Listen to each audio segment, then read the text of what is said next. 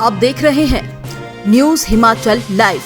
भाजपा के विधायक सतपाल सत्ती द्वारा सीपीएस की नियुक्ति को चुनौती देने वाले मामले पर आज कोर्ट का एक महत्वपूर्ण फैसला सामने आया है और इस फैसले से वर्तमान सरकार को करारा झटका लगा है। भाजपा की वरिष्ठ नेता एवं विधायक सतपाल सत्ती ने अतिरिक्त महाअधिवक्ता पंजाब हरियाणा सतपाल जैन, वरिष्ठ अधिवक्ता अंकुश दास, अधिवक्ता वीर बहादुर वर्मा, अंकित धीमान, मुकुल शर्मा और राकेश शर्मा के माध्यम से हिमाचल प्रदेश उच्च न्यायालय में एक याचिका दायर की थी।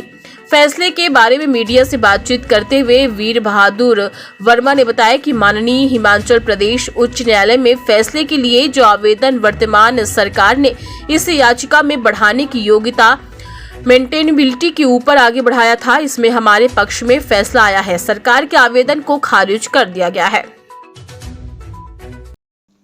आज माननीय उच्च न्यायालय में जजमेंट के लिए जो एप्लीकेशन सरकार ने मेंटेनेबिलिटी के ऊपर मूव की थी उसके लिए रखा था, तो इसमें हमारे पक्ष में फैसला आया है। सरकार की एप्लीकेशन को डिसमिस कर दिया गया। जैसा कि हमें अवगति है कि ये सीपीएस की नियुक्तियों को लेके सतपाल सत्ती और अन्य जो 11 विधायक हैं, टोटल 12 विधायकों को ने ये केस को चैलेंज किया है। सीपीएस की जो नियुक्तियां हैं उन्हें चैलेंज किया है। तो पिछली बार जब 3/10 को मुद्दा कोर्ट के समक्ष लगा, उस दिन इस मेंटेनेबिलिटी की एप्लीकेशन के ऊपर आर्गुमेंट हुए। बहुत लंबा कोर्ट ने इसे आर्गुमेंट को सुना और आज जो इसके ऊपर फैसला आया है उस फैसले में कोर्ट ने ये माना है कि ये पिटीशन मेंटेनेबल है। अब 16/10 के लिए मुद्दा ऑलरेडी उस दिन डेट फिक्स थी। 16/10 को हमने कोर्ट के समक्ष ये प्रेयर की थी कि जो इंटरिम एप्लीकेशन है उसको सुन लिया जाए। और इंटरिम एप्लीकेशन से अब अगला प्रश्न आएगा कि इंटरिम एप्लीकेशन को अगर हम सुन लेते हैं तो इंटरिम एप्लीकेशन में होगा क्या।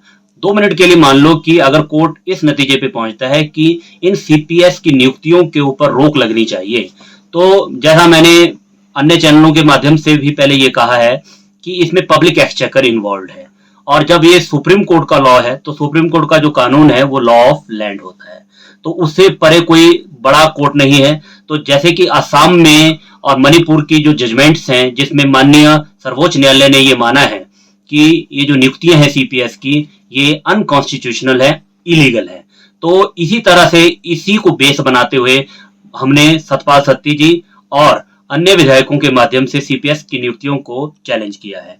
इसमें हमारे जो सीनियर एडवोकेट्स हैं अपने श्री सत्यपाल जैन जी, जो additional solicitor general of India भी हैं, वो इसको बहस कर रहे हैं और उनके साथ जो यहाँ लोकल देख रहे हैं वो भी सीनियर एडवोकेट हैं श्रीमान अंकुश दास जी, और हमारी जो भी सारी टीम है हम उन्हें असिस्ट कर रहे हैं। तो हमने पहली हर्डल जो है वो आज क्रॉस कर ली है जिसमें मेंटेनेबिलिटी का इशू था, क्योंकि सरकार इसको बहुत थंपिंग उससे प्रेस कर रही थी कि ये पिटीशन मेंटेनेबल ही नहीं है। क्यों मेंटेनेबल नहीं है?